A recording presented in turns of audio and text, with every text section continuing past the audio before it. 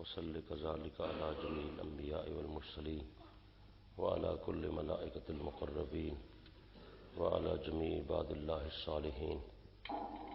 سبحانك لا علم لنا إلا ما علمتنا إنك أنت العليم الحكيم. ربنا عليك توكلنا وإليك أنبنا وإليك المصير.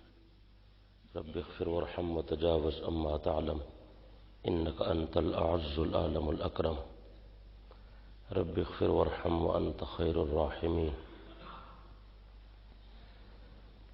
الحمد لله وكفى والصلاة والسلام على سيد الرسل وخاتم الأنبياء صلى الله عليه وعلى آله وأصحابه وبارك وسلم. أما بعد فأعوذ بالله من الشيطان الرجيم. بسم الله الرحمن الرحيم. ما كان إبراهيم يهوديا ولا نصرانيا ولكن كان حنيفا مسلما وما كان من المشركين. وقال تعالى في مقام آخر: وإذ ابتلى إبراهيم ربه بكلمات فأتمهن. وقال تعالى: اتبع ملة إبراهيم حنيفا. صدق الله مولانا العظيم. بسط قابل احترام شرکائے محفل، بزرگوں، دوستوں، بھائیوں اور عزیزوں، اللہ تبارک و تعالی وحدہ لا شریک لہ ہم سب کی حاضری منظور اور مقبول فرمائے۔ اسلامی سال کا آخری مہینہ ذو الحجہ شروع ہو چکا ہے۔ اس کی نسبت اس قربانی کے ساتھ ہے جو حضرت ابراہیم علیہ السلام نے اللہ کے حضور پیش کرنے کا عزم بالجزم فرمایا۔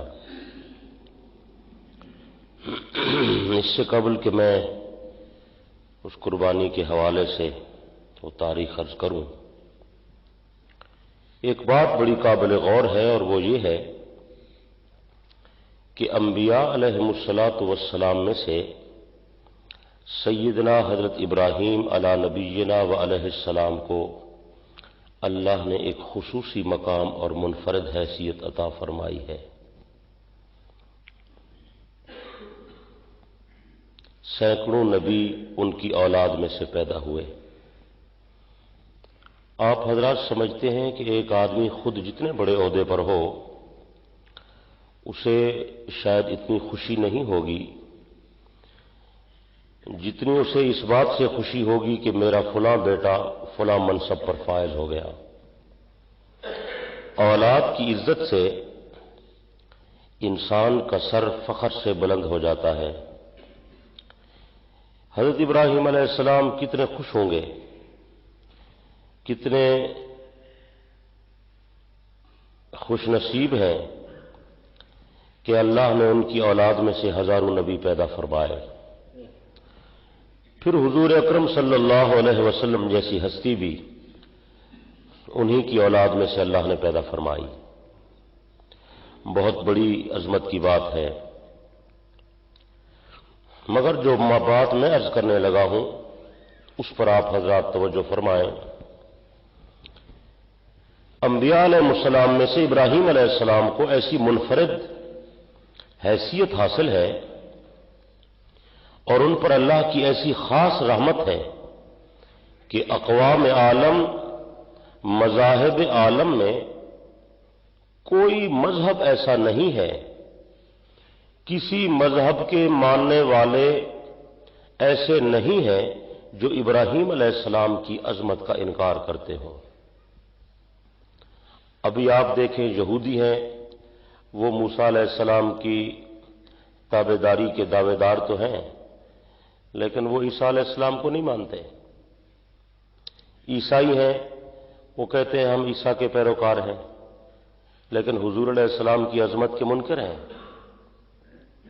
مشرکین ہیں، لیکن یہ جتنے لوگ ہیں وہ الہامی مذاہب ہیں یا غیر الہامی، تمام لوگ ابراہیم علیہ السلام کی عظمت پر متفق ہیں۔ یہودی بھی انہیں مانتے ہیں، عیسائی بھی انہیں مانتے ہیں، مشرک بھی انہیں مانتے تھے، اور مسلمان تو الحمدللہ مانتے ہی ہیں انہیں۔ تو یہ جو ان کو مقام حاصل ہے اور وہ مرجع خلائق ہیں، یہ اللہ کی خاص رحمت ہے ابراہیم علیہ السلام پر۔ اور اگر آپ حضرات توجہ فرما رہے ہیں تو یہی وجہ ہے کہ نماز کے اندر ہم جو درود شریف پڑھتے ہیں اس میں ابراہیم علیہ السلام کا تذکرہ بھی اسی لیے کرتے ہیں۔ یہ بڑی اہم بات ہے۔ جو درود شریف ہم پڑھتے ہیں نا نماز میں، حضور علیہ السلام پر رحمت کی دعا کرتے ہیں اللہ سے، ان کے الفاظ تو ماشاءاللہ سب حضرات کو یاد ہیں، لیکن شاید الفاظ کی طرف، معانی کی طرف، مفہوم کی طرف ذہن کسی کا نہ جائے تو اس پر غور کرنا چاہیے۔ وہ ہم یہی دعا کرتے ہیں، اللہم صلی علی محمد وعلی آل محمد کما صلیت علی ابراہیم، اے اللہ اپنے پیغمبر محمد عربی پر رحمتیں بھیج، اس کی اولاد پر بھی رحمتیں بھیج جیسے تو نے ابراہیم علیہ السلام پر رحمتیں بھیجیں۔ یہ بات بڑی عجیب ہے، حالانکہ حضور کا مقام تو بہت بلند ہے، ابراہیم علیہ السلام سے بھی بلند ہے، لیکن ان کے لیے ابراہیم علیہ السلام کا تذکرہ کرنا اور یوں کہنا کہ اے اللہ ہمارے پیغمبر پر ایسے رحمت بھیج جیسے تو نے ابراہیم اور آل ابراہیم پر بھیجی، تو اس کی وجہ یہی ہے۔ ہم دعا میں یہی کہتے ہیں، اے اللہ جس طرح تو نے اقوام عالم کے ذہنوں میں، ساری کائنات کے دلوں میں تو نے ابراہیم کی محبت کو ڈال دیا، ابراہیم علیہ السلام مرجع خلائق بن گئے، سب کے دلوں میں ان کی محبت پیدا ہو گئی، ہر آدمی آج ابراہیم علیہ السلام کی محبت اور تابعداری کا دعوے دار ہے۔ اسی طرح اقوام عالم کے دلوں میں، ساری کائنات کے انسانوں کے دلوں میں ہمارے پیارے آقا کی محبت بھی پیدا فرما، ہمارے آقا بھی ایسے مرجع خلائق بن جائیں، ایسے محبوب بن جائیں جیسے ابراہیم علیہ السلام محبوب تھے۔ اور اللہ نے یہ دعا قبول فرمائی، اور اللہ نے اپنے حبیب کو وہ مقام عطا فرمایا جس مقام تک دوسرا کوئی آدمی نہیں پہنچ سکا۔ اور خاص کر میدان حشر میں اس وقت تو اس بات کو واضح کیا جائے گا۔ وہ بخاری کی بڑی مشہور حدیث ہے کہ جب لوگ میدان حشر میں ہوں گے اور حساب کتاب شروع نہیں ہوگا، سورج کی تپش اور گرمی، میدان حشر کی گھبراہٹ، حساب کتاب کا خوف، ہر آدمی کو دامنگیر ہوگا اور ہر آدمی اپنے پسینے میں ڈوب رہا ہوگا کہ پتہ نہیں آج میرے ساتھ کیا معاملہ ہوگا۔ اس وقت لوگ آدم علیہ السلام کے پاس جائیں گے، آپ اللہ سے سفارش کریں، آپ ابو البشر ہیں، اللہ پاک ہمارا حساب کتاب فرما کر فیصلہ کر دیں۔ آدم علیہ السلام عذر کریں گے، میں سفارش نہیں کر سکتا اس لیے کہ مجھ سے ایک لغزش ہو گئی تھی، میں نے جنت کا پھل کھا لیا تھا، جس درخت سے اس نے مجھے منع کیا تھا میں بھول گیا تھا، اس کی وجہ سے میرے اندر ہمت نہیں ہے۔ موسیٰ علیہ السلام کے پاس جائیں گے، وہ کہیں گے میں نہیں سواری کر سکتا، میں نے ایک قبطی کو مارا تھا، وہ مر گیا تھا، اگر اللہ پاک پوچھ رہے تو میں کیا جواب دوں گا۔ عیسیٰ علیہ السلام کے پاس جائیں گے، آپ کلمۃ اللہ ہے، روح اللہ ہے، آپ سفارش کریں، وہ کہیں گے میں نہیں سفارش کر سکتا، میرے آنے کے بعد عیسائیوں نے مجھے معبود بنا لیا، میں اللہ سے سفارش کروں، اللہ پاک مجھ سے پوچھ لے میں کیا جواب دوں گا، میرے اندر ہمت نہیں ہے۔ ابراہیم علیہ السلام سے کہیں گے آپ سفارش کریں، وہ فرمائیں گے میرے اندر ہمت نہیں ہے، میں سفارش نہیں کر سکتا۔ تمام انبیاء علیہ السلام جواب دیں گے۔ یہ مقصد یہ ہے کہ اللہ اپنے محبوب کی عظمت کو واضح کرنا چاہتے ہیں تاکہ لوگوں کے دلوں میں ان کی محبوبیت پیدا ہو جائے اور لوگوں کو پتہ چلے کہ آج کائنات کا مرجع جو ہے وہ امام الانبیاء ہے۔ تو پوری انسانیت آدم سے لے کر حضرت عیسیٰ تک، ساری انسانیت اور حضرت عیسیٰ سے لے کر قیامت تک آنے والا ہر آدمی، سارے لوگ حضور علیہ السلام کی طرف رجوع کریں گے۔ بات آپ کو سمجھ آ رہی ہے یا نہیں سمجھ آ رہی؟ اور عرض کریں گے کہ آپ ہماری سفارش کریں، تو حدیث میں آتا ہے کہ آپ علیہ الصلوۃ والسلام اللہ کے دربار میں جا کر لمبا سجدہ کریں گے اور اللہ پاک فرمائیں گے ارفع راسک، میرے پیغمبر سر اٹھائیں، آج کیا بات ہے آپ اتنا لمبا سجدہ کر رہے ہیں اور اتنے پریشان بھی ہیں، آپ سر اٹھائیں۔ ارفع راسک سل توتا وشفع تشفع، اے میرے پیغمبر سر اٹھائیں، آپ سوال کریں میں عطا کروں گا، آپ سفارش کریں میں امت کی مغفرت کا فیصلہ کر دوں گا۔ اس وقت جو آپ کو مقام حاصل ہوگا اس کا نام ہے مقام محمود۔ اس کا نام کیا ہے؟ آپ کا نام ہے محمد اور ایک نام ہے احمد۔ ویسے تو بہت سارے نام ہیں، بہت سارے نام ہیں، لیکن دو نام بڑے مشہور ہیں، محمد اور احمد۔ دنیا میں محمد مشہور ہیں پر آسمانوں میں احمد مشہور ہیں۔ یہ دونوں آپ کے خاص نام ہیں، محمد اور احمد۔ اور آپ کی جو امت ہے اس کا نام ہے حمادون، اور میدان حشر میں جو آپ کو جھنڈا ملے گا اس کا نام ہے لواء الحمد، اور جس مقام پر آپ فائز ہوں گے اس کا نام ہے مقام محمود۔ اس کا نام کیا ہے؟ تو جتنا مقام زیادہ ہوتا ہے تو آدمی اتنا ہی زیادہ اللہ کا شکر ادا کرتا ہے۔ قرآن مجید میں بھی اس بات کی طرف اشارہ ہے، اللہ نے اپنے حبیب سے خطاب کر کے فرمایا، میرے پیغمبر اقم الصلاۃ لدلوک الشمس الى غسق الليل وقرآن الفجر ان قرآن الفجر کان مشہودا، اے میرے پیغمبر نمازیں بھی ادا کریں، قرآن مجید کی تلاوت بھی کیا کریں، ومن الليل فتہجد به نافلۃ لک، رات کے اندھیرے کے اندر، رات کے سناٹے کے اندر آپ اٹھ کر تہجد کے نوافل بھی ادا کیا کریں، آپ کے لیے اس کا ادا کرنا ضروری ہے۔ عسیٰ ان یبعثک ربک مقاما محمودا، شاید تیرا رب تجھے مقام محمود تک پہنچا دے۔ تو مقام زیادہ ہے اس لیے عبادت بھی زیادہ، محنت بھی زیادہ، شکریہ بھی زیادہ۔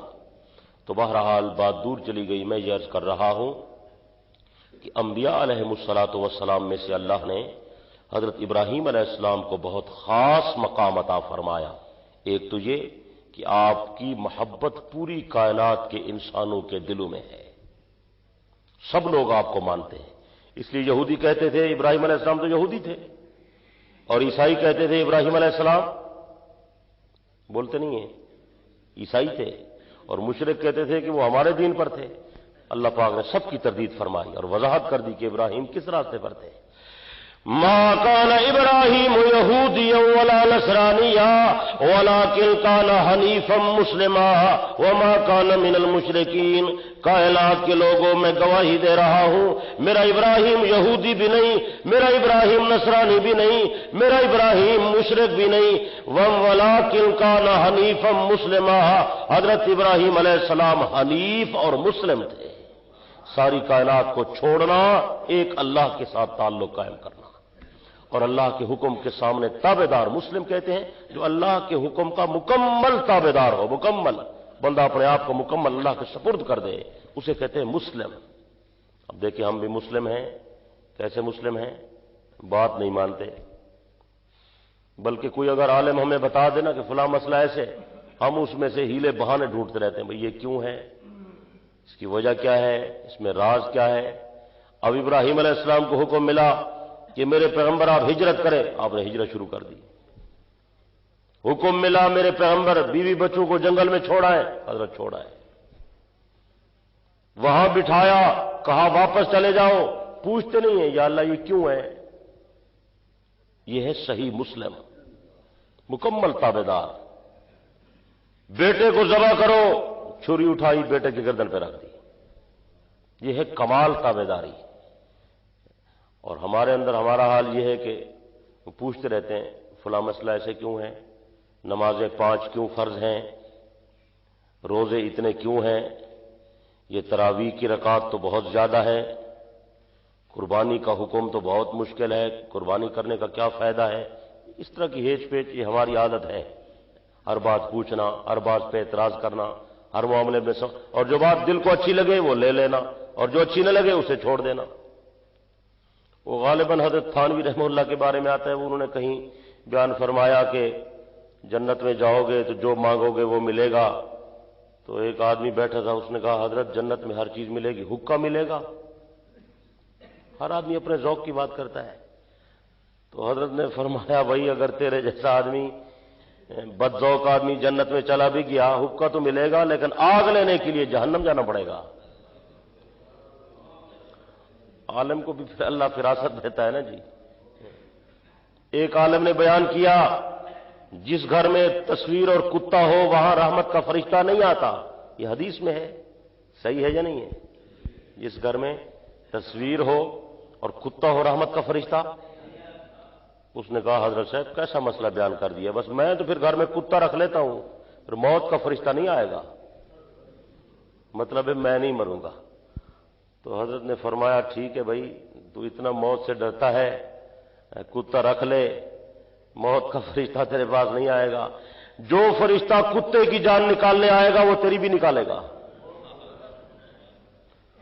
اس کی بھی تو جان کسی نے نکالنی ہے نا، کہ نہیں نکالنی؟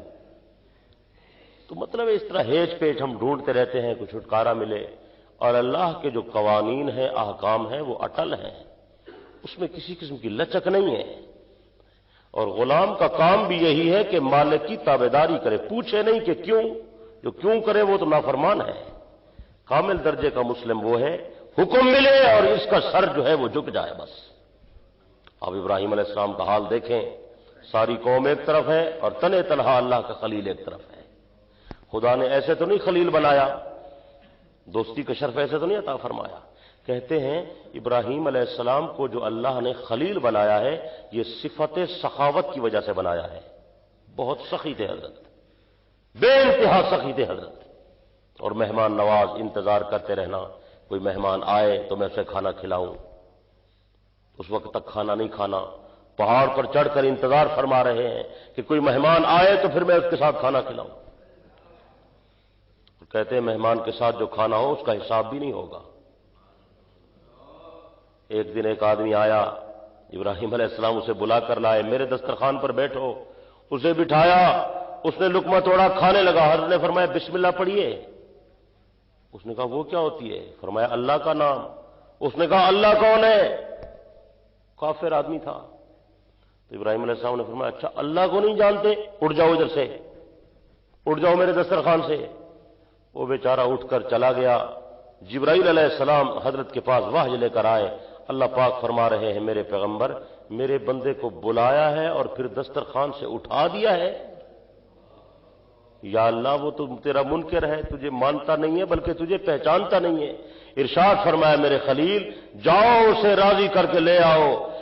میرا بندہ اگر مجھے نہیں پہچانتا، اگر مجھے نہیں جانتا، میں نے تو اس کی روزی بند نہیں کی، ساری زندگی میں اس کو روزی دیتا رہا، جلدی جاؤ میرے خلیل اسے راضی کر کے لے آؤ۔ حضرت ابراہیم علیہ السلام دوڑ کر گئے، اسے جا کر ملاقات کی، منت سماجت کی، بھائی واپس آ جاؤ۔ اس نے کہا ابھی تو آپ نے مجھے دسترخوان سے بے عزت کر کے اٹھا دیا، ابھی واپس بلانے آئے ہو، میں آپ کے ساتھ نہیں چلتا۔ حضرت نے فرمایا جلدی آؤ، میرا رب مجھ سے ناراض ہو گیا، کہیں ایسا نہ ہو کہ اس کی انتہا ہو جائے، جلدی آؤ میرے دسترخوان پر واپس آ جاؤ۔ اس نے بڑی تعجب میں آ کر، بڑی حیرانگی میں آ کر پوچھا کہ تیرا رب وہی ہے جس کا نام نہ لینے کی وجہ سے تو نے مجھے اٹھایا؟ فرمایا ہاں میرا رب وہی ہے۔ اس نے کہا ایسا مہربان رب تو میں نے نہیں دیکھا، پہلے مجھے اس کا تعارف کرا کے کلمہ پڑھاؤ پھر کھانا کھاؤں گا۔ ایسے مہمان نواز تھے حضرت ابراہیم علیہ، بلکہ تفاسیر میں ہے کہ سب سے پہلے مہمان نوازی کرنے والے بھی ابراہیم علیہ السلام ہیں۔ اس سے پہلے مہمان نوازی کا طریقہ نہیں ہوتا تھا، پہلے پہلے مسواک کرنے والے ابراہیم علیہ السلام، پہلے منبر پر خطبہ دینے والے ابراہیم علیہ السلام، پہلے تلوار چلانے والے ابراہیم علیہ السلام، پہلے اپنی داڑھی مبارک میں سفید بال دیکھنے والے۔ پہلے بال سفید نہیں ہوتے تھے، پچھلے انبیاء کے زمانے میں جو قومیں آئی ہیں ان کے بال سفید نہیں تھے، نوح علیہ السلام کے زمانے میں بال سفید نہیں ہوتے تھے، بلکہ کہتے ہیں کہ عیسیٰ علیہ السلام کو اللہ نے معجزہ دیا تھا، وہ قبر پر جاتے تھے اور اللہ کے حکم سے مردے کھڑے ہو جاتے تھے۔ تو یہودیوں کو شک تھا کہ پتہ نہیں یہ جادو کرتا ہے یا کیا، تو انہوں نے مشورہ کیا کہ عیسیٰ کو ایک پرانی قبر پر لے جاؤ۔ حضرت کو پتہ نہیں تھا کون سی قبر ہے، وہ نوح علیہ السلام کے بیٹے سام کی قبر پر حضرت کو لے گئے۔ عیسیٰ علیہ السلام نے اسے فرمایا قم باذن اللہ، اللہ کے حکم سے کھڑا ہو جا۔ قبر کھلی، آدمی مٹی جھاڑتا ہوا کھڑا ہو گیا۔ حضرت نے فرمایا مسمک، تیرا نام کیا ہے؟ اس نے کہا سام ابن نوح، میں نوح کا بیٹا سام ہوں۔ نوح علیہ السلام کے 4 بیٹے تھے، حام، سام، یام اور یافس، یہ 4 بیٹے۔ یہ جو یام ہے اسی کا لقب ہے کنعان، جس کا تذکرہ قرآنی آیات میں بھی آیا ہے۔ تو یہ حضرت کا ایک بیٹا ہے، اس کا نام ہے سام، اسی کی قبر پر لے گئے۔ وہ جب کھڑا ہو گیا تو اس کی داڑھی کے بال سفید تھے، سر کے بال، ابرو سفید۔ تو عیسائیوں نے اور یہودیوں نے یہ اعتراض کیا جو عیسیٰ علیہ السلام کی تعلیمات کے منکر تھے کہ ہم نے تو آپ کو اس قبر پر کھڑا کیا اور ہماری کتابیں یہ بتاتی ہیں کہ نوح کے زمانے میں بال سفید نہیں ہوتے تھے اور اس کے بال سفید ہیں، اس کی کیا وجہ ہے؟ تو حضرت عیسیٰ علیہ السلام نے فرمایا یہ بات اسی سے پوچھ لیتے ہیں، یہی بتائے گا کہ تیرے بال سفید کیوں ہو گئے۔ چنانچہ حضرت عیسیٰ علیہ السلام نے اسی سے پوچھا، یہ لوگ اعتراض کرتے ہیں بال سفید کیوں ہیں، آپ کے زمانے میں تو بال سفید نہیں۔ اس نے کہا حضرت بالکل صحیح بات ہے، ہمارے زمانے میں بال سفید نہیں ہوا کرتے تھے، میرے کان میں آواز آئی اللہ کے حکم سے کھڑا ہو جا، میں گھبرا گیا کہ قیامت طاری ہو گئی، قیامت کے خوف نے میرے بالوں کو سفید کر دیا۔ پہلے سفید بال دیکھنے والے وہ حضرت ابراہیم علیہ السلام ہیں، اور جب دیکھا تو حیران ہو گئے کہ یا اللہ یہ کیا ہے؟ اللہ پاک نے فرمایا وقار ہے، وقار۔ سفید بال کیا ہے؟ سفید بال۔ آج کل لوگ گھبراتے ہیں، بال سفید ہو جائے نا کالا مار دیتے ہیں اوپر۔ سفید بال وقار ہے، اور سفید بال اللہ کا نور ہے، یہ حدیث میں ہے۔ آپ نے فرمایا سفید بالوں کو نہ اکھیڑو، سفید بال اللہ کا نور ہے اور سفید بال وقار ہے۔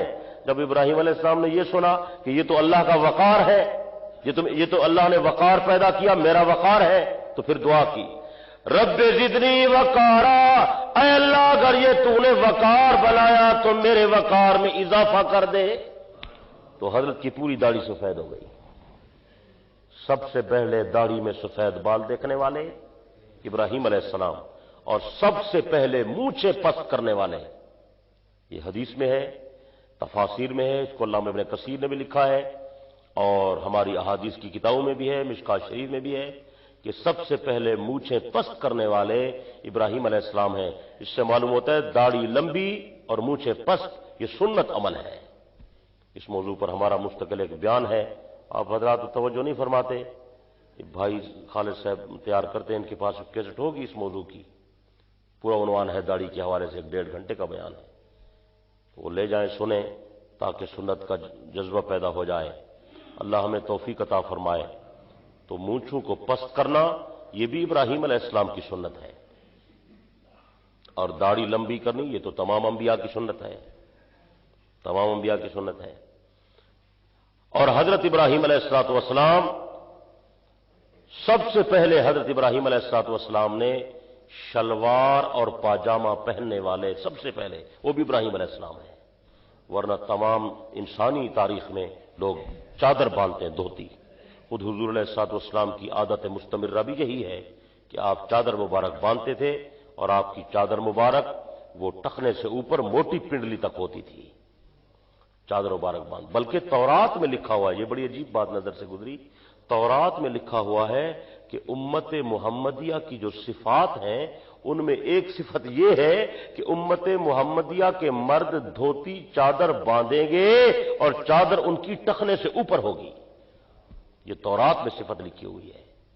اور حدیث میں ہے کہ آپ ہمیشہ چادر باندھتے تھے، البتہ آپ نے ایک موقع پر پاجامہ دیکھا، شلوار دیکھی، مینا کے بازار میں آپ تشریف لے جا رہے تھے تو کوئی آدمی یہ پاجامہ یا شلوار بنا کر بیچ رہا تھا، آپ نے پوچھا یہ کیا ہے؟ اس نے کہا یہ شلوار ہے، پاجامہ ہے۔ تو پھر آپ کو وہ پسند آئی کہ یہ اچھا لباس ہے اور آپ نے وہاں سے خریدا، پاجامہ خریدا، شلوار خریدی، مگر استعمال نہیں فرمائی۔ شلوار آپ نے خریدی، پہنی نہیں ہے، پسند فرمائی ہے، اچھا لباس ہے، تستر ہے، اس کے اندر پردہ پوشی زیادہ ہے، اچھی چیز ہے شلوار، زیادہ آپ نے جو پہنی وہ چادر پہنی۔ تو سب سے پہلے جو شلوار پہنی وہ کس نے پہنی؟ حضرت ابراہیم علیہ السلام نے. اور اللہ پاک نے انہیں حکم دیا کہ میرے پیغمبر میں نے آپ کو بیٹا عطا کیا ہے، اس کا ختنہ کریں اور پردے کا خیال کریں. میں نے آپ کو خلیل بنایا ہے، آپ کائنات کے امام ہیں، دنیا کے نبی ہیں اور پیغمبر ہیں اور رسول ہیں، تو اپنی عزت کی حفاظت کریں. تو پھر حضرت نے اس حکم کی تابعداری میں شلوار بنوائی اور پھر زیب تن فرمائی. پہلی شلوار پہننے والے کون ہیں؟ حضرت. اور پہلے بچے کا ختنہ کرنے والے کون ہیں؟ ابراہیم علیہ السلام. یہ پہلا حکم ہی ختنے کا انہی کے دور میں آیا جب اللہ نے ان کو بیٹا عطا فرمایا. اب ان کی کمال اطاعت کا آپ اندازہ کریں نا. ایک بات بڑی عجیب ہے حضرت کی ہر بات عجیب ہے اور ایک بات بڑی نرالی اور انوکھی اور زبردست ہے. اللہ اکبر کبیرہ، ہر بات بڑی عجیب ہے. اللہ پاک نے جب حکم دیا میرے پیغمبر آپ اپنے یہ آئندہ جو بچے پیدا ہوں گے ان کے ختنے کریں، لڑکے کا ختنہ کریں، تو ابراہیم علیہ السلام نے سب سے پہلے اپنا ختنہ فرمایا. اور اسی کے تحت حضرت شاہ صاحب رحمۃ اللہ علیہ نے تفسیر عزیزی میں لکھا ہے کہ کوئی آدمی اگر مسلمان ہو، کوئی آدمی نیا کلمہ پڑھے اور اسلام کے دائرے میں داخل ہو، اگر اس کا ختنہ نہ ہو تو اسے چاہیے کہ وہ ختنہ کرائے، اور بہتر ہے کہ اپنا ختنہ خود کرے تاکہ پردہ پوشی قائم رہے. بات سمجھ آئی ہے؟ یہ سنت انبیاء ہے اور خاص شعار ہے تابعداری کا. ختنے کا حکم مرد کے لیے بہرحال ضروری ہے. اور یہاں یہ مسئلہ آپ حضرات سمجھ لیں کہ حضور علیہ السلام نے ارشاد فرمایا جب اللہ پاک تمہیں بیٹا عطا کرے تو والدین کی ذمہ داری ہے کہ جب بچہ پیدا ہو اس کو فوراً غسل کرایا جائے. غسل کرانے کے بعد اس کے کان میں اذان دی جائے. کان میں کیا دی جائے؟ اذان دی جائے. اور یہ خیال کرنا ہے پہلے بچے کے دائیں کان میں اذان دینی ہے. عموماً یہ آدمی سے غلطی ہوتی ہے، جب بچے کو آپ اٹھائیں گے نا، جب بچے کو آپ اٹھائیں گے تو آپ کا تو داہنا ہاتھ ہوگا لیکن بچے کا سامنے جو کان ہوگا وہ بایاں ہوگا. آدمی خیال نہیں کرتے، الٹا کر دیتے ہیں. جب بچے کو آپ یوں اٹھائیں گے اپنے ہاتھ پر اور بچے کا سر آپ کے داہنے ہاتھ پر ہوگا تو آپ کے سامنے جو بچے کا کان ہوگا وہ بایاں ہوگا. خیال کرنا ہے. لیکن پہلے آپ نے جو اذان دینی ہے وہ دائیں کان میں دینی ہے. دائیں کان میں اذان، اور اذان بھی صبح والی دینی ہے تاکہ مکمل اذان کے الفاظ آ جائیں. الصلاۃ خیر من النوم والے جملے ساتھ کہنے ہیں. صبح کی اذان کہنی ہے اور پھر بچے کو پھیر لیں، گھما لیں یا خود دوسری طرف چلے جائیں تو پھر بچے کے بائیں کان میں کیا کہنی ہے؟ تکبیر کہنی ہے. الفاظ صحیح ہوں. اور اذان کے حوالے سے بہت سارے ہمارے مؤذنین اور یہ ساتھی جو ہے وہ سستی کرتے ہیں، غلط فہمی کرتے ہیں. حضرات فقہاء علماء نے جو مسائل لکھے ہیں وہ میں عرض کرتا رہتا ہوں، آپ حضرات سنیں، اللہ عمل کی توفیق دے گا.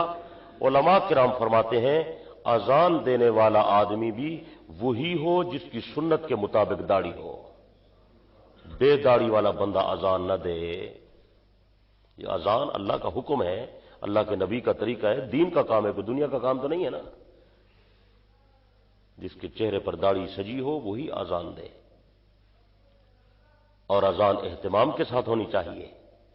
اور مولوی احمد رضا خان صاحب بریلوی نے احکام شریعت میں یہ بڑی عجیب بات لکھی ہے کہ اذان مسجد سے باہر ہونی چاہیے. حضور علیہ السلام کے زمانے میں مسجد میں باہر ہوتی تھی، لہذا اب بھی باہر ہونی چاہیے.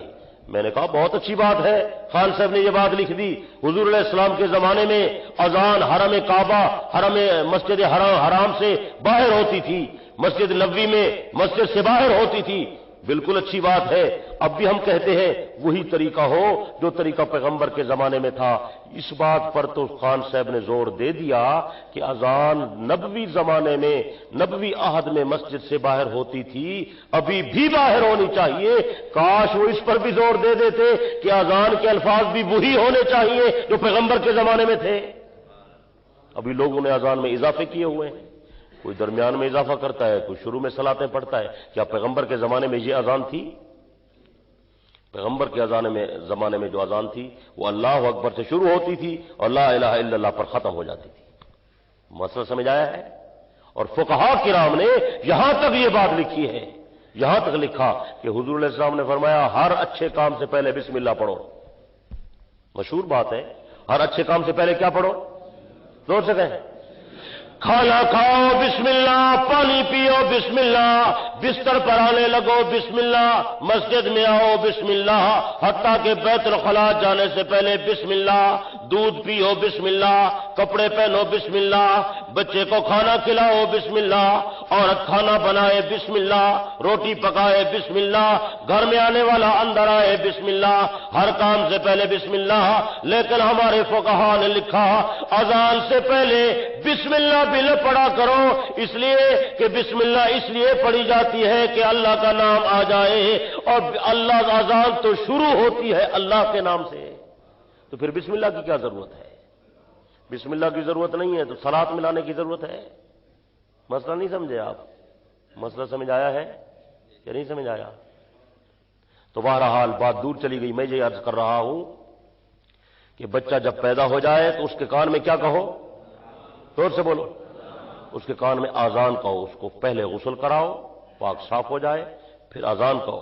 پھر آپ نے فرمایا جب 7واں دن آ جائے بچے کے سر کے بال اتارو، سر کے بالوں کا وزن کرو، اس کے برابر چاندی لے کر اس کی قیمت لگاؤ، اور وہ قیمت اللہ کے نام پر صدقہ کر دو.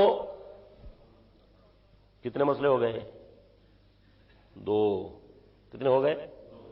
تیسرا کام کرو. آپ نے فرمایا بچے کا اچھا نام رکھو، بچے کا اچھا اسلامی نام عالم سے پوچھ کر رکھو. بچے کا اچھا نام رکھنا یہ ماں باپ کی ذمہ داری ہے. نام رکھو اور علماء سے پوچھ رکھو. شرکیہ نام نہیں ہونا چاہیے، غلط نام نہیں ہونا چاہیے. نام کی جسم میں تاثیر ہوتی ہے. اور حضور علیہ الصلوۃ والسلام نے فرمایا، ابو داؤد شریف میں ہے کہ جب قیامت کا دن آئے گا تمہیں تمہارے باپ کے نام کے ساتھ پکارا جائے گا. یہ جو لوگوں میں مشہور ہے نا ماں کے نام کے ساتھ پکارنے والی بات، یہ کمزور بات ہے. صحیح بات یہ ہے کہ ہر آدمی کو قیامت کے دن اپنے باپ کے نام سے پکارا جائے گا. تو بچے کا اچھا نام رکھیں. 7ویں دن بچے کا نام رکھیں، اور آپ نے فرمایا 7ویں دن بچے کا ختنہ کر دیں. کیا کر دیں؟ اگر لڑکا ہو تو اس کا کیا کر دیں؟ ابھی رواج ہے لوگ ختنہ نہیں کرتے، کئی سال گزر جاتے ہیں، اور پھر دعوت نامے چھپتے ہیں، پھر لوگوں کو بلایا جاتا ہے، پھر پروگرام ہوتے ہیں کہ بھی ختنے کی شادی ہو رہی ہے. یہ ختنے کی کون سی شادی ہے؟ حضرت عثمان کو کسی نے دعوت دی میرے بچے کا ختنہ ہے، آپ تشریف لائیں. انہوں نے فرمایا پیغمبر کے زمانے میں تو یہ کام نہیں تھا، یہ کہاں سے بدعت شروع ہوئی ہے؟ بھئی تیرے بچے کا ختنہ ہے تو میں کس لیے آؤں؟ اس نے کہا حضرت غلطی ہو گئی ہے، میں نے بلایا، آئندہ ایسا نہیں کروں گا. تو بھئی یہ بچوں کے ختنوں پہ شادیاں مادیاں چھوڑیں، بس ختنہ ایک سنت عمل ہے، ختنہ کرائیں. سمجھ آئی ہے یا نہیں سمجھ آئی؟ اور 7ویں دن کریں گے تو بچے کو تکلیف بھی نہیں ہوگی، اور ماں باپ کو بھی زیادہ پریشانی نہیں ہوگی. معاملہ جلدی حل ہو جائے گا. مسئلہ جو عمر بڑھے گی تو تکلیف زیادہ ہوگی، پریشانی زیادہ ہوگی. شرم و حیا کا معاملہ ہے. اللہ ہمیں اسلامی حمیت، غیرت اور شرم عطا کرے. یہ جو 5-5 7-7 8-8 سال کے بعد کراتے ہیں، یہ کتنی بے حیائی کی بات ہے، بہت بری بات ہے، بہت غلط بات ہے.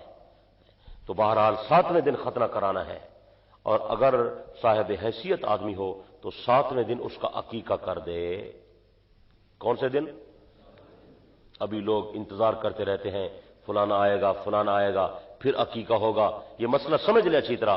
جو عقیقہ ہے وہ 7ویں دن ہے. 7ویں دن کے بعد کوئی عقیقہ نہیں ہے. عقیقہ 7ویں دن ہوتا ہے، 7ویں دن کے بعد کوئی عقیقہ نہیں ہے. ہاں 7ویں دن کے بعد آپ حضرات جو صدقہ خیرات کریں گے وہ صدقہ ہے، صدقے کا اجر ملے گا، عقیقے کا اجر نہیں ملے گا. عقیقہ 7ویں دن ہے. نام بھی 7ویں دن رکھیں، ختنہ بھی 7ویں دن کریں، بال بھی اتاریں. یہ سارے کام 7ویں دن. کوئی آئے نہ آئے اس کو چھوڑیں. آپ سارے جہان کو آپ نے بلانا ہے. آدمی وہ کام کرے جو انسان کی حیثیت میں ہو، جو حیثیت سے باہر ہو وہ کام نہ کریں. شادی کرتے ہیں، لاکھوں روپے قرضہ اٹھا کے شادی ہو رہی ہے، پھر پوری زندگی قرضہ اتارتے رہتے ہیں. کیا ضرورت ہے ایسی شادی کرنے کی؟ کوئی ضرورت نہیں ہے. کوئی آدمی فوت ہو جائے قرضہ اٹھا کے 10 دیگیں پکا رہے ہیں چاولوں کی، اگر چاول نہیں پکائیں گے تو محلے کے لوگ کیا کہیں گے؟ دیکھیں یار اس کا فلانا بزرگ فوت ہو گیا، چاول ہی نہیں پکایا۔ میں کل بڑا خوش ہوا، نواب صلاح الدین خان سے مرحوم فوت ہوئے، کل ان کا بہت بڑا پروگرام تھا، ہزاروں آدمی تھے، میں وہاں گیا، انہوں نے بلایا بیان کے لیے، بیان تھا ہمارا، انہوں نے کوئی چاول نہیں پکایا، بہت اچھا کیا انہوں نے۔ یہ سب ریا دکھلاوے کا کام ہے، بھئی چاول پکانے ہیں کسی غریب کو کھلاؤ، وہ خود پکا کے خود ہی کھا لیتے ہیں، چلو بھی صدقہ ہو گیا، یہ کیسے صدقہ ہے؟ چاول پکانے سے بہتر ہے آپ ایک غریب کو 1000 روپیہ دے دیں تاکہ اس کے بچے اپنی ضرورت پوری کریں، اپنے کپڑے خرید لیں، اپنے جوتے خرید لیں، اپنے لیے آٹا لے لیں گے، یہ سب سے اچھی بات۔ نیکی کر دریا میں ڈال، دائیں ہاتھ سے دیں تو بائیں کو خبر۔ مسائل سمجھ آ رہے ہیں؟ ہے تلخ لیکن باتیں بہت سچی ہیں، اللہ ہمیں عمل کی توفیق عطا فرمائے۔ زور سے کہیں، بلند آواز سے کہیں، تو شادی جو کریں اس پر خرچہ اپنی حیثیت کے مطابق کریں۔ اور پہلے بھی میں مسئلہ عرض کر چکا ہوں، شادی کے موقع پر یہ انتظار میں رہتے ہیں بھئی کتنے پیسے وصول ہوں گے، رجسٹر والا بیٹھا ہوتا ہے لکھتا ہے، ہاں جی کتنے پیسے، ملک حافظ کریم بخش 100 روپیہ، لکھتے ہیں نا؟ نہیں لکھتے؟ ماسٹر صلاح الدین صاحب 500 روپیہ، لکھتے نہیں لکھتے؟ لکھتے ہیں نا؟ ملک خالد صاحب 20 روپے، اچھا 20 روپے لکھتے ہیں، میں ہی کو ڈیسا انہیں پتر شادی تے ہیں۔ تمام فقہاء نے لکھا ہے یہ عید شادی کے موقع پر جو آدمی واپس لینے کی نیت سے پیسے دیتا ہے ایسا لینا دینا حرام ہے۔ مسئلہ سمجھ لیں، قیامت کے دن نہیں کہنا کہ یہ بات ہمیں کسی نے نہیں سمجھائی تھی، یہ لینا دینا کیا ہے؟ وہ کہہ تو دو، اللہ عمل کی توفیق عطا فرمائے۔ ہاں اگر آپ کے اندر محبت ہے اور ہمدردی کا جذبہ ہے تو پھر آپ اپنے بھائی کو دیں، 1000 نہیں لاکھ روپیہ دے دیں، لیکن واپس لینے کی نیت نہیں کرنی، پھر جائز ہے۔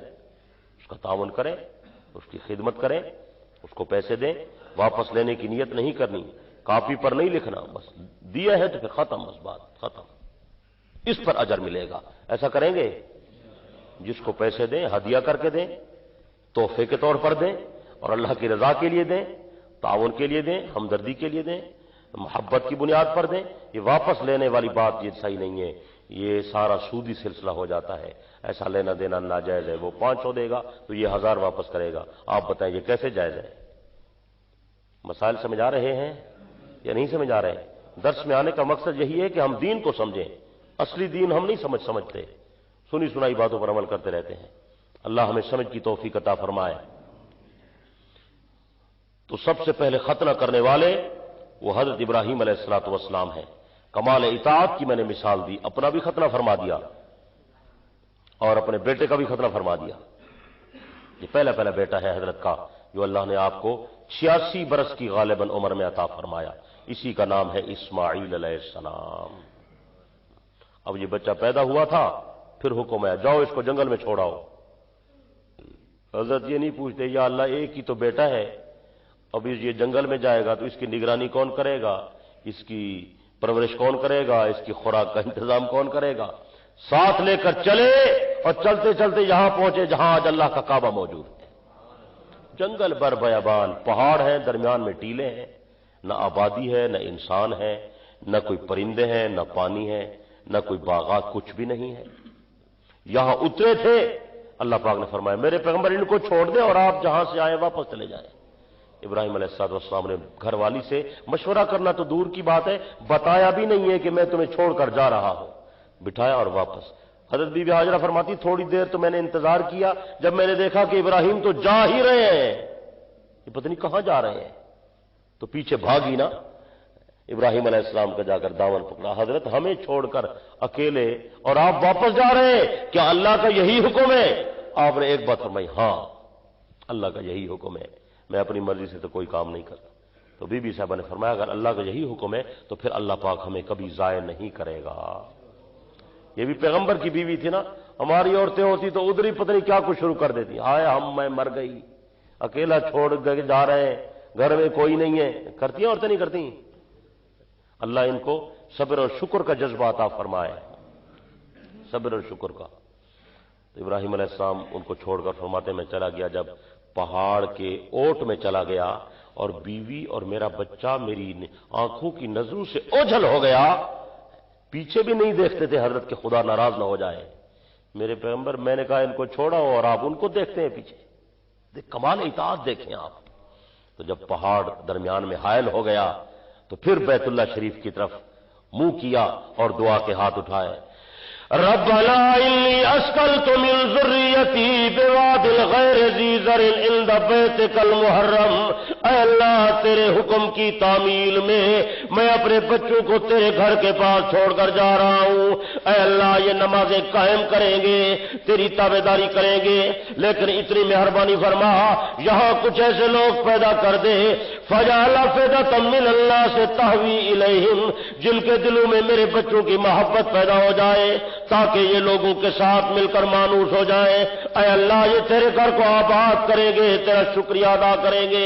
اللہ پاک نے وعدہ کیا میرے پیغمبر میں ایسے لوگ پیدا کروں گا تیرے بچے کی وجہ سے، اس گھر کو ایسا آباد کروں گا ساری کائنات سے زیادہ یہی گھر دین اور دنیا کا مرکز بن جائے گا۔ ان کو ایسی روزی عطا کروں گا، ساری دنیا کے بہترین ثمرات جمع کر کے ان کے پاس لاؤں گا، ساری دنیا کی نعمتیں انہیں عطا کروں گا۔ پوری دنیا میں جو شان اللہ نے مکہ مکرمہ کو عطا فرمائی، ساری کائنات کا مرجع بنا دیا، پوری کائنات کا مرکز بنا دیا۔ آج پوری زمین کا وسط ہے مکہ، دنیا کی ہر نعمت وہاں ملتی ہے، دین کی ہر نعمت تو پہلے سے ہی موجود ہے۔ کون سی نعمت ہے جو وہاں موجود نہیں ہے؟ جو رونق مکے میں ہے کسی اور جگہ میں ہے؟ ایک دفعہ بش نے اپنے بیان میں کہا، بش نے، کہ مسلمانوں کا سب سے بڑا اجتماع مکے میں ہوتا ہے، یہ بہت خطرناک بات ہے، سارے دہشت گرد ادھر اکٹھے ہوتے ہیں، یعنی دشمن بھی خائف ہے، وہاں اتنا بڑا اجتماع ہوتا ہے مکہ مکرمہ میں۔ اللہ اکبر کا، اور اللہ نے پھر وہ دعائیں قبول فرمائی، پھر اسباب بھی خود پیدا فرمائے، مکے کو کیسے آباد کیا، اور پھر بی بی ہاجرہ کا آنا اور کھجوروں کا ختم ہو جانا اور مشق کا خالی ہو جانا اور پانی کا ختم ہونا، جب خوراک نہیں تھی تو پھر جسم سے دودھ نہیں تھا، جب دودھ نہیں تھا تو بچہ بھوک اور پیاس سے رونے لگا، پھر بچے کے لیے بی بی صاحبہ اس صفا پہاڑی پر چڑھی، دیکھیں پانی ملے، پانی کوئی نہیں، پھر بچے کے پاس واپس آئے، بچہ بلک رہا ہے، رو رہا ہے، پھر مروہ پہاڑی پہ چڑھتی ہیں۔ اسی پریشانی میں بی بی صاحبہ نے، سیدہ ہاجرہ نے، اسی پریشانی میں اماں نے وہ 7 چکر لگائے، تو اللہ نے جبرائیل علیہ السلام کو بھیجا، جلدی جاؤ بس امتحان لیتا ہوں، اب صبر کا پیمانہ لبریز ہو چکا ہے۔ اور جبرائیل علیہ السلام آئے اور حضرت اسماعیل کے قدموں میں پر مارا، تو پر جو مارا تو وہاں سے یہ پانی نکلا، اسی پانی کا نام ہے زمزم۔ اس پانی کا نام کیا ہے؟ ڈاکٹروں نے اپنی لیبارٹریوں میں اس پانی کو بہت چیک کیا، جو جتنی طاقت، جتنے نمکیات، جتنے ذرات، جتنی پاکیزگی، جتنی صفائی اس پانی میں ہے، دنیا کے کسی پانی میں نہیں ہے۔ آپ ایک پانی کو لے لیں، اس کو 2 مہینے بوتل بھر کے رکھیں نا، گندا ہو جائے گا۔ زمزم آپ پورا سال ڈبہ بھر کے رکھیں، پورا کین بھر کے رکھیں، خراب نہیں ہوگا، یہ زمزم کی برکت ہے۔ اور خود حضور علیہ الصلوۃ والسلام نے فرمایا خیر و مائن، ساری کائنات کے پانیوں سے بہترین پانی زمزم کا پانی ہے، اس سے بہتر پانی کوئی نہیں ہے، یہ سب سے اعلیٰ پانی ہے۔ جبرائیل علیہ السلام کے پر مارنے سے نکلا، اسماعیل علیہ السلام کے قدموں میں نکلا، اور اس میں شفا بھی ہے، بھوکا پیے گا بھوک ختم، پیاسا پیے گا پیاس ختم، حاجت مند پیے گا حاجت پوری۔ زمزم کے پیتے ہوئے جو دعا کریں گے اللہ پاک وہ دعا قبول فرمائیں گے۔ زمزم کے پینے سے پہلے دعا کیا کریں۔ زمزم کا کھڑے ہو کر پینا بھی مسنون ہے اور زمزم کا بیٹھ کر پینا بھی مسنون ہے، دونوں روایات احادیث کے اندر موجود ہیں۔ زمزم کھڑے ہو کر بھی پیا جا سکتا ہے اور بیٹھ کر بھی، دونوں قسم کی حدیثوں سے یہ بات ثابت ہے۔ اور زمزم میں بڑی برکتیں ہیں، حضور علیہ السلام خود نوش فرماتے تھے اور صحابہ اسے بھر کر اپنے ساتھ لے جاتے تھے، اس کا ساتھ لے جانا بھی ثابت ہے۔ اور بلکہ حدیث میں آتا ہے کہ آپ نے زمزم کا پانی طلب فرمایا تو ایک آدمی زمزم کا ڈول بھر کے لے آیا، آپ نے نوش فرمایا، کچھ بچ گیا تو اس نے اپنی لعاب دہن ڈالی اور فرمایا واپس لے جاؤ، یہ میری لعاب والا پانی زمزم کے کنویں میں ڈال دو۔ آپ بات نہیں سمجھے، زمزم کا پانی کنویں میری لعاب کے دہن والا پانی یہ زمزم کے کنویں میں ڈال دو۔ محدثین آگے لکھتے ہیں حضور علیہ الصلوۃ والسلام کی شاید منشا مبارک یہ تھی قیامت تک میرا جو امتی زمزم پیے گا محمد کی لعاب دہن اس میں شامل ہوگی۔ آج کے بعد آپ اس نیت سے پیا کریں کہ اس میں ہمارے پیارے آقا کی لعاب دہن شامل ہے، تو آپ کی لعاب میں اللہ نے شفا رکھی ہے، اور زمزم بھی شفا ہے، بڑی رحمتوں والا پانی ہے اور بڑی برکت والا پانی ہے۔ گھر میں ضرور رکھا کریں، بیماروں کو پلایا کریں، بچوں اس میں بڑی برکت ہے۔ تھوڑا ہو تو اور پانی بھی ملا سکتے ہیں، ملائیں، زمزم کے اثرات اسی میں بھی پیدا ہو جاتے ہیں، ایسی برکت والا پانی ہے۔ ایک عرصے تک حضرت ہاجرہ اور حضرت اسماعیل اسی جگہ پر رہے، پھر پانی کی وجہ سے آبادی شروع ہو گئی، پھر قبیلہ جرہم آیا، وہ وہیں آباد ہو گیا، پھر آبادی بڑھتی چلی گئی، پھر یہ شہر آباد ہو گیا۔ ایک عرصے کے بعد ابراہیم علیہ السلام پھر واپس آئے، اور اس وقت آئے جب پھر اللہ تعالیٰ نے اجازت دی، پھر ملاقات کے لیے آئے اسماعیل علیہ السلام کو ملنے، اور آئے تو حضرت اسماعیل بعض کہتے ہیں 7 سال کے تھے، بعض کہتے ہیں 13 سال کے تھے، بعض کہتے ہیں 9 سال کے تھے، چلتے پھرتے دوڑتے، تو کتنے خوش ہوئے ہوں گے کہ جس بچے کو میں جنگل میں چھوڑ آیا اور اللہ نے اس کی حفاظت فرمائی، ابھی وہ جوان ہونے والا ہے، میرا دست و بازو بنے گا، میری محبت و مودت کا محور و مرکز ہے، ماشاءاللہ بڑا ہو رہا ہے، اکلوتا بیٹا، امیدیں وابستہ ہوتی ہیں یا نہیں ہوتی؟ زور سے بولیں۔ اب دل میں بیٹے کی محبت پیدا ہوئی ہی تھی کہ پھر حکم آیا خواب میں، میرے پیغمبر اس بچے کو میرے نام پر ذبح کر دیں، اور خواب دیکھا، کیا دیکھا؟ کہ میں بیٹے کو ذبح کر رہا ہوں، یہ نہیں دیکھا کہ کر دیا ہے، یہ دیکھا میں اس بیٹے کو ذبح کر رہا ہوں، خواب ہے۔ اسی سے علماء نے لکھا کہ پیغمبر کا خواب اللہ کی وحی ہوتا ہے، پیغمبر کا خواب اللہ کی۔ بیٹے سے مشورہ کیا، سمجھدار ہے بچہ، اس سے پوچھوں، بیٹا میں نے خواب میں دیکھا انی اذبحک فانظر ماذا تری، میں تمہیں ذبح کر رہا ہوں اللہ کے نام پر، تیری کیا رائے ہے؟ پوچھنے کا مقصد یہ تھا کہ ایک تو اس کی رائے سامنے آئے، پتہ چلے، دوسری بات یہ ہے اگر میں اللہ کے نام پر اسے ذبح کروں مجھے تو ذبح کرنے کا اجر ملے گا، یہ بھی آمادہ ہے یا نہیں ہے؟ یہ بھی آمادہ ہو جائے تاکہ اسے ذبح ہونے کا اجر ملے۔ بات نہیں سمجھے؟ مجھے تو ذبح کرنے کا اجر ملے گا نا، بیٹے کو اجر تب ملے گا کہ اس کا ارادہ بھی میرے ساتھ ہو، اس لیے اس سے پوچھا، اور بیٹے نے جواب دیا تو کیا عجیب جواب تھا۔ اللہ، اب یہ وہ وقت آیا جو ابراہیم علیہ السلام نے دعا مانگی تھی کہ یا اللہ مجھے نیک بچہ عطا فرما، تو اللہ پاک نے فرمایا تھا فبشرناہ بغلام حلیم، بچہ دوں گا بہت حوصلے والا بچہ ہوگا، بڑے صبر والا۔ میں پورا قرآن دیکھ رہا تھا، کسی بچے کے بارے میں یہ لفظ نہیں آیا کہ یہ بچہ حوصلے والا ہے، پورے قرآن میں نہیں ہے، اسی کے بارے میں ہے فبشرناہ بغلام حلیم، میرے پیغمبر بیٹا دوں گا بڑا حوصلے والا ہوگا۔ یہ حلیم اور صابر قریب المعنی ہے، علم والا بھی ہوگا، سمجھ والا بھی ہوگا، اور بڑا ہی صابر شاکر بچہ ہوگا۔ تو بیٹے سے پوچھا بیٹا میں تجھے ذبح کر رہا ہوں، تیری کیا رائے ہے؟ بیٹے نے جو جواب دیا پوری دنیا کو ورطہ حیرت میں ڈال دیا۔ علامہ اقبال بھی لکھتا ہے حیران ہو کر، یہ فیضان نظر تھا یا کہ مکتب کی کرامت تھی، سکھائے کس نے اسماعیل کو آداب فرزندی۔ لوگ کہتے ہیں تعلیم حاصل کرنے کے لیے سکول میں بھیجو، بچوں کو کالج میں بھیجو، یونیورسٹیوں میں تربیت دو۔ ملتان والو ذرا سوچو تو صحیح، اسماعیل نے کس مدرسے سے تعلیم حاصل کی، اسماعیل نے کس کالج میں داخلہ لیا؟ معلوم ہوا پیغمبر کسی کے شاگرد نہیں ہوتے، پیغمبر خدا کے شاگرد ہوتے ہیں، اللہ پاک اپنے نبیوں کو خود تعلیم عطا فرماتے ہیں۔ حضرت اسماعیل علیہ السلام نے بڑا عجیب جواب دیا، اے میرے پیارے ابا جان افعل ما تؤمر، اللہ پاک کا حکم ہے، آپ سوچ کیوں رہے ہیں؟ جلدی کریں، اللہ کے حکم کی تعمیل کریں۔ بیٹا میں اس لیے تیرے سے مشورہ کر رہا ہوں، اگر میں ذبح کروں آپ صبر کا مظاہرہ کریں گے یا نہیں کریں گے؟ حضرت اسماعیل علیہ السلام نے عرض کیا ابا جان ستجدنی انشاءاللہ اللہ من الصابرین، آپ مجھے ذبح کریں، دیکھیں کہ آپ مجھے صبر کرنے والوں میں کیسے پاتے ہیں۔ صبر کا نمونہ پیش کروں گا، ایسا نمونہ کسی نے پیش نہیں کیا ہوگا۔ اب باپ ذبح کرنے پر تیار، بیٹا ذبح ہونے پر تیار، اس کو ذبح کرنے کا اجر ملے گا، اسے ذبح ہونے کا اجر ملے گا۔ اب دونوں کی نیت مل گئی ہے، بات سمجھ آئی نہیں سمجھ آئی؟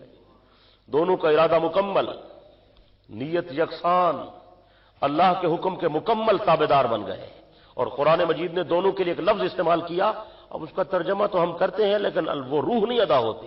قرآن مجید کے الفاظ ہیں فلما اسلما، دونوں باپ بیٹا اللہ کے حکم کے تابعدار بن گئے۔ فلما اسلما، اور اس میں یہ بھی اشارہ ہے اسلما کے اندر کہ باپ بھی مسلم تھا، بیٹا بھی مسلم ہے، اور ہم کون ہیں؟ بولتے نہیں آپ، زور سے بولے نا، باپ بھی مسلم، بیٹا بھی مسلم، اور ہم بھی۔ تو ابراہیم ہمارا ہے نا، یہودیوں کا تو نہیں ہے، عیسائیوں کا تو نہیں ہے، مشرکین کا تو نہیں ہے۔ ابراہیم علیہ السلام کے ساتھ تعلق ہمارا ہے یا نہیں ہے؟ زور سے بولیں۔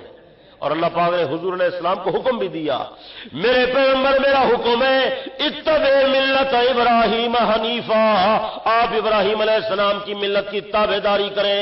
حضرت ابراہیم علیہ السلام کی ساری یادگاریں ہمارے پاس ہیں، ابراہیم علیہ السلام کی قربانی ہمارے پاس ہے، ابراہیم علیہ السلام والا کعبہ ہمارے پاس ہے، حجر اسود ابراہیم علیہ السلام والا، مقام ابراہیم علیہ السلام والا، صفا مروہ ابراہیم علیہ السلام کی اہلیہ والی، مینا میں جمرات، یہ شیطان کو کنکریاں مارنے والی سنت یہ بھی ابراہیم علیہ السلام والی، قربانی والی سنت بھی ابراہیم علیہ السلام والی۔ اللہ کے فضل و کرم سے ہمارا دین سچا ہے، ہم ابراہیم کے سچے تابعدار ہیں، یہ ہمارے مذہب کی سچائی کی بڑی دلیل ہے۔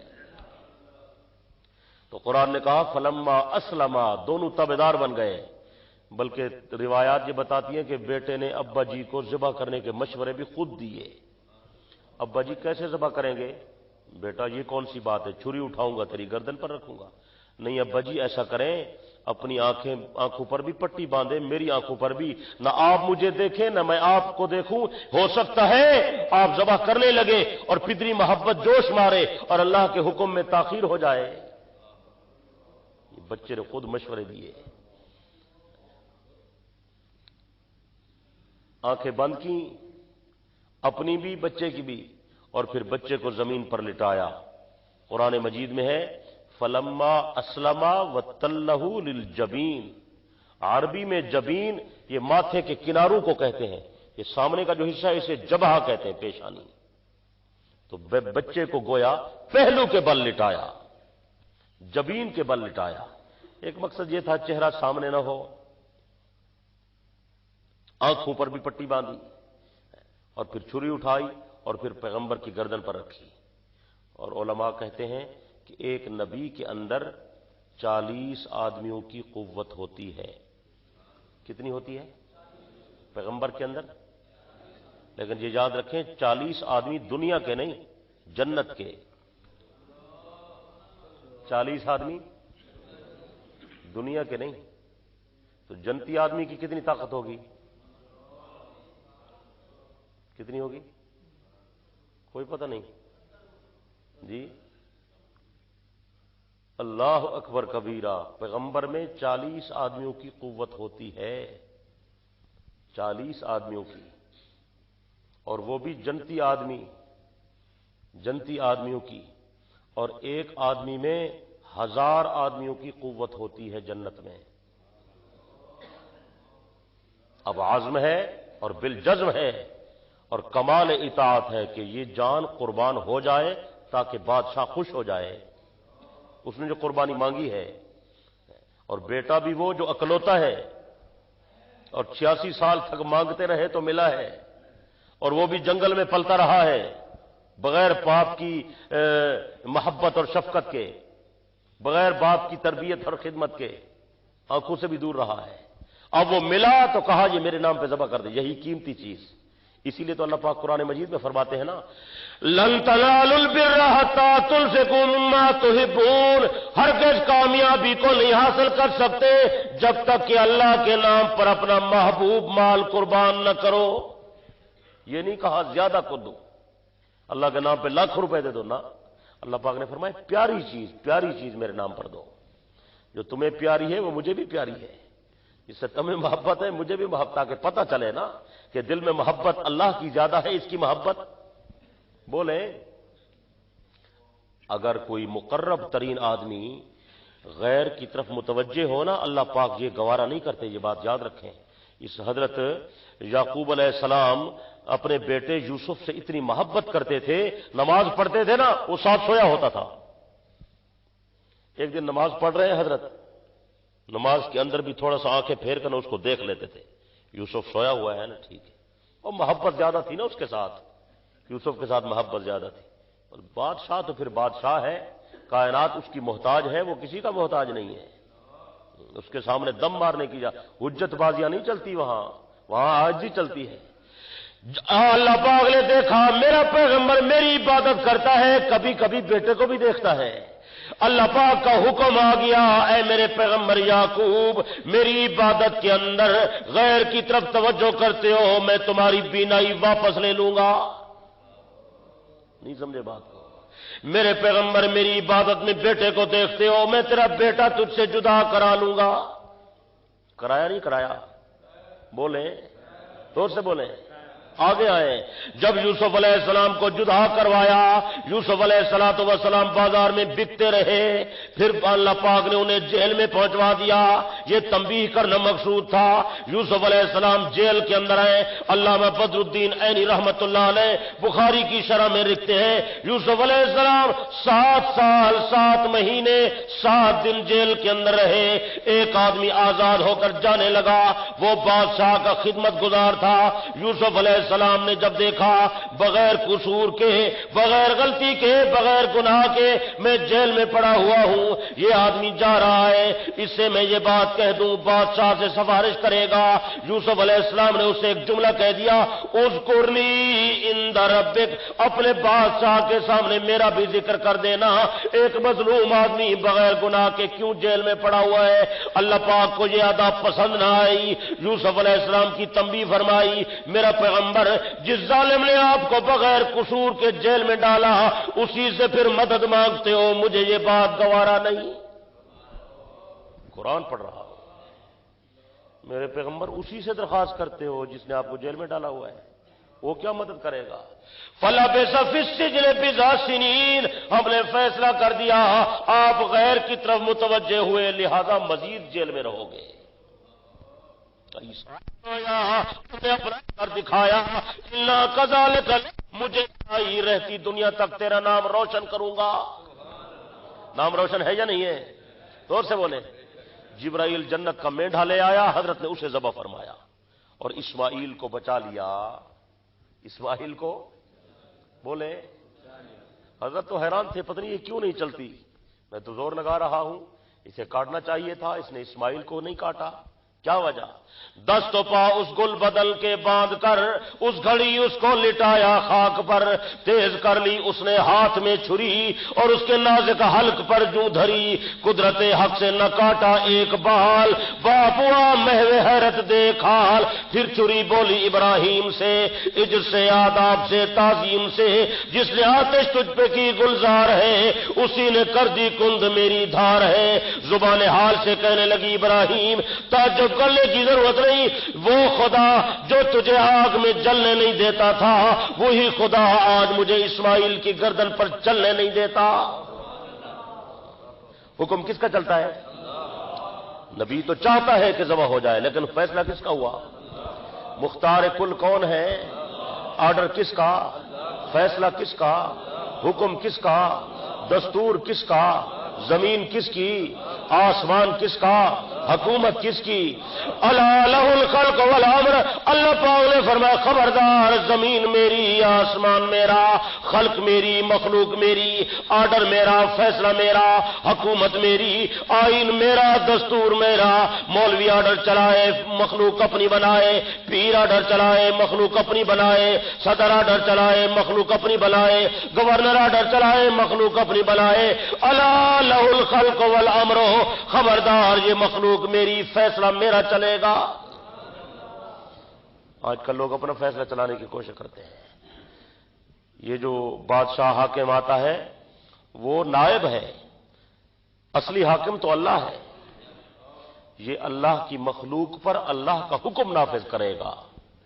بات سمجھ آئی ہے؟ مخلوق اللہ کی ہے، آرڈر کس کا ہے؟ فیصلہ کس کا ہے؟ حکومت کس کی ہے؟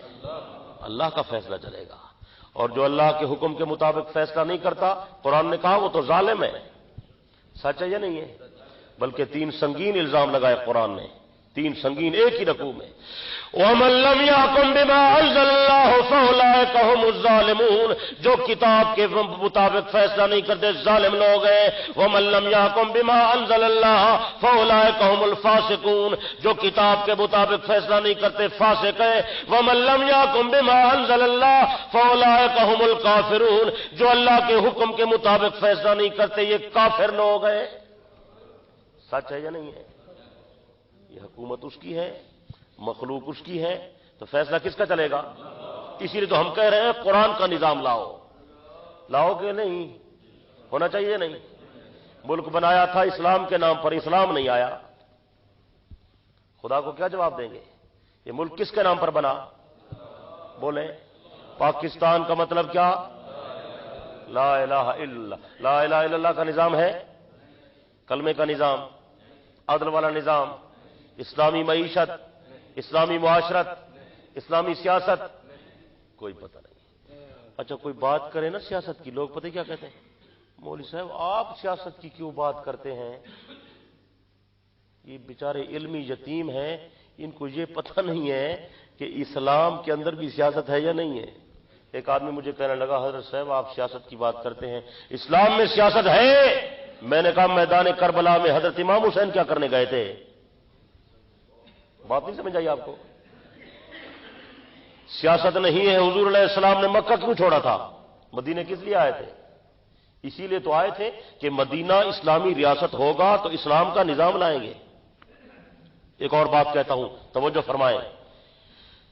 اس وقت تک اس ملک میں یا پوری دنیا میں اسلام نہیں آ سکتا جب تک 2 کام نہیں ہوتے. ایک انفرادی محنت، ایک اجتماعی محنت. انفرادی محنت کا یہی طریقہ ہے جو ہمارے جماعت والے بزرگ کر رہے ہیں. اس کے بغیر اسلام نہیں آئے گا. جب تک انفرادی اصلاح نہیں ہوتی، نماز، روزہ، حج، زکوٰۃ، یہ ذکر فکر، صدقات، خیرات، عمل بالمعروف، نہی عن المنکر، یہ ضروری ہے. لوگوں کی اخلاقیات، اس کی تعلیم تربیت یہ بہت ضروری ہے. اس کے لیے تبلیغ دین ہونی چاہیے. لیکن اس وقت تک بھی اسلام نہیں آتا جب تک ملک میں نظام نہیں بدلتا. یہ بات یاد رکھیں. اس کے لیے نظام بدلنا ہوگا. انصاف کا نظام، عدل کا نظام، اسلامی معیشت، اسلامی معاشرت، یہ پورا نظام. اور یہ نظام تب آئے گا جب اسلامی سیاست ہوگی. بلکہ یہ جو سیاست کا لفظ ہے یہ بھی عربی زبان کا لفظ ہے. سیاست کرنے والوں کو تو یہ بھی پتہ نہیں کہ سیاست لفظ کیڑی زبان کا ہے. سیاست کا لفظ بھی عربی زبان کا ہے. بات سمجھ آئی ہے یا نہیں سمجھ آئی؟ تو اسلام میں سیاست ہے یا نہیں ہے؟ تو جب تک اسلامی نظام نہیں آئے گا، کلمے کا نظام نہیں آئے گا، اس وقت تک یہ نظام اصلاح نہیں ہوگی، اس کی مکمل نہیں ہوگا. یہ خلافت راشدہ کی آپ بات کرتے ہیں تو وہ کیا تھا؟ وہ اسلامی نظام تھا، کلمے کا دستور تھا، وہ آئین تھا اسلام والا. صدیق کے زمانے، فاروق کے زمانے، سیدنا عثمان کے زمانے، علی المرتضیٰ کے زمانے وہ اسلامی سیاست تھی. وہ آج وہ نہیں ہے. اسلام کا نعرہ لگایا، کلمے کا نعرہ لگایا، آؤ اکٹھے ہو جاؤ، ملک بناؤ. لوگوں نے قربانیاں دیں کلمے کے نام پر، کلمے کا نظام نہیں لائے. آج تک نہیں لائے. 60 سال گزر گئے، اسلامی نظام نہیں آیا. تو ہم نے خدا سے جو وعدہ کیا تھا وہ وعدہ خلافی ہوئی ہے یا نہیں ہوئی؟ انفرادی طور پر بھی ہم اللہ سے معافی مانگے، اجتماعی طور پر بھی من حیث القوم، پوری قوم اللہ سے معافی مانگے. اور پھر جن لوگوں نے قربانیاں دیں، جن کے بچے یتیم ہو گئے، جن کے گھر اجڑ گئے، جو لوگ وہاں سے ہجرت کر کے یہاں آ گئے، یہاں سے بھی کچھ لوگ چلے گئے. 50,000 سے زیادہ مسلمانوں کی عورتیں ہندو اور سکھوں کے گھروں میں رہ گئیں. کس حال پر چھوڑا ہے ہم انہیں؟ ہمارے اندر کوئی اسلامی غیرت ہے؟ کوئی حمیت ہے؟ حجاج ابن یوسف کو ایک لڑکی نے پکارا تھا، پتہ ہے آپ کو؟ حجاج کہاں ہے حجاج؟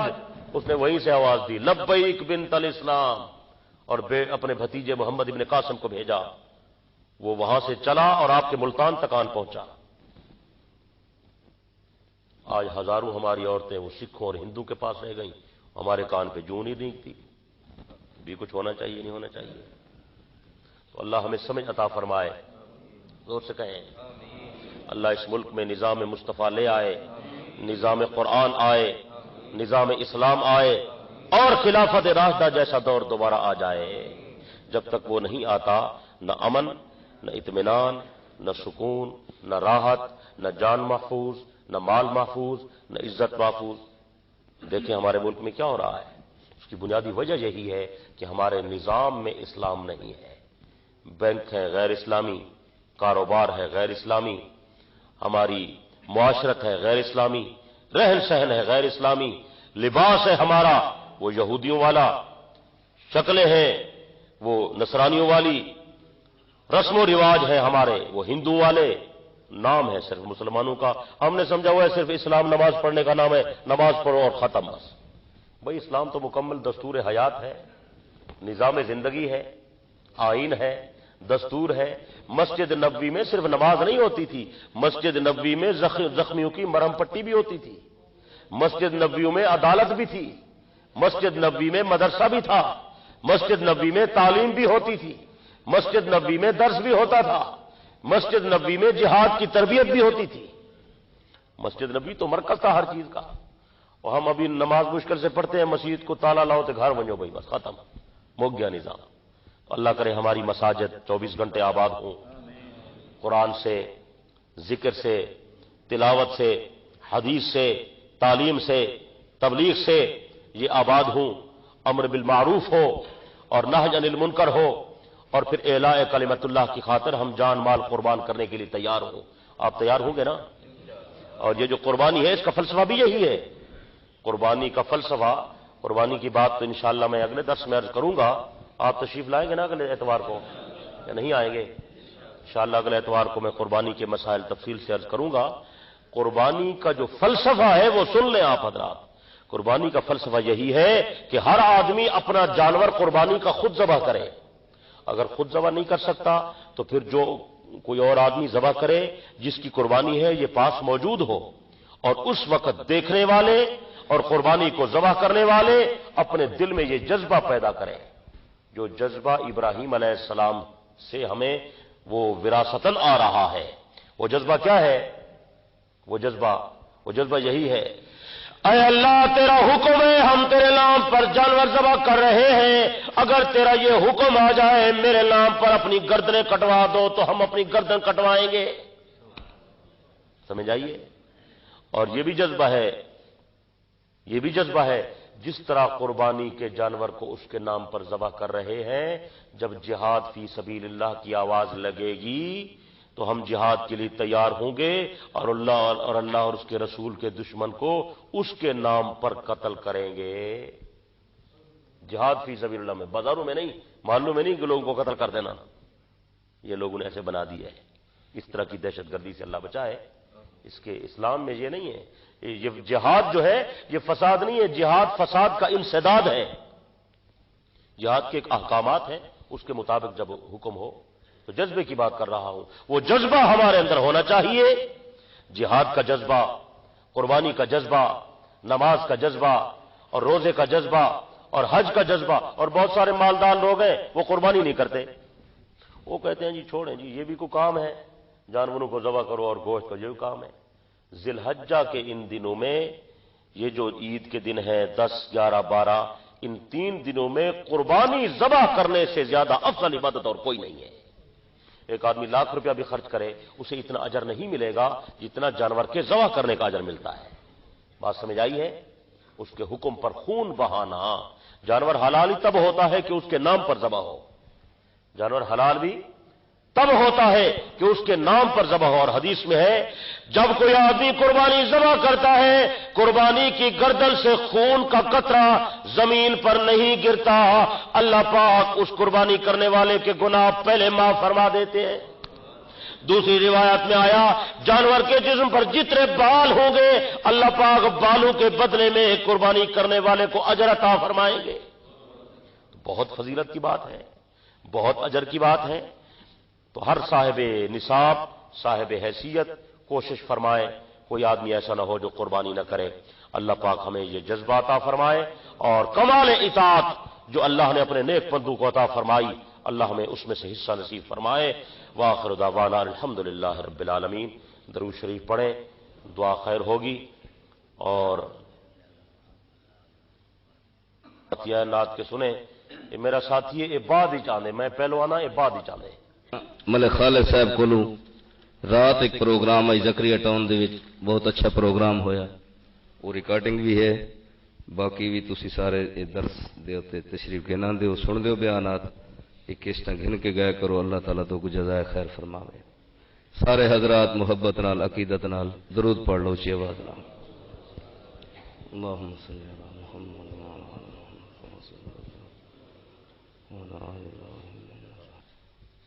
ہر دور وچ اپنے عاشقاں نوں ازمایا رب رحمانی. ہر دور وچ اپنے عاشقاں نوں ازمایا رب رحمانی. اتھے عمر کٹھا عثمان کٹھا نل کس گیا شاہ مردانی. ہوئے ٹکڑے ٹکڑے حمزہ دے کٹھا حسن ابو سفیانی. طاہر آل نبی دی کس گئی وچ کربل دے میدانی. اوہی مومن ہے جو نی دکھ وچ گھبراندا. اوہی مومن ہے جو نی دکھ وچ گھبراندا. یار دی خاطر مسکرا کے سارے درد پچا جاندا. اوہی مومن ہے جو نی دکھ وچ گھبراندا. اوہی مومن ہے جو نی دکھ وچ گھبراندا. رب دی خاطر مسکرا کے سارے درد پچا جاندا. اوہی مومن ہے جو نی دکھ وچ گھبراندا. انبیاء مرسلی تے بھی مصیبت آئی. انبیاء مرسلی تے بھی مصیبت آئی. یار دے دیدار دی خاطر ہنس کے سر تے چائی. یار دے دیدار دی خاطر ہنس کے سر تے چائی. جتنا رتبہ اعلی ہوئے جتنا رتبہ اعلی ہوئے اتنا ہی رب ازماندا. اوہی مومن ہے جو نی دکھ وچ گھبراندا. ایوٹا ملنا بہت مشکل مل رہی تے میں مٹا کے مل. میں مٹ جاوے تو ہووے تن مل تھن سب لٹوا کے مل. جا سمون بلدی بھاگے وچ یا چربی اپنی پگلا کے مل. یا طاہر چڑھ کے سولی تے یا چھلنی بدن کرا کے مل. اوہی مومن ہے جو نی دکھ وچ گھبراندا. کوئی خوہ وچ کوئی چیخاں تے کوئی ہے آریاں تلے. کوئی خوہ وچ کوئی چیخاں تے کوئی ہی آریاں تلے. باپ دے ہتھوں گل دبی تے دیکھ چھری پئی چلے.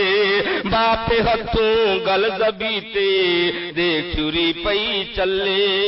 نال دے کے بھاری مشکل نال دے کے بھاری مشکل تکیا دل گرداواں دا.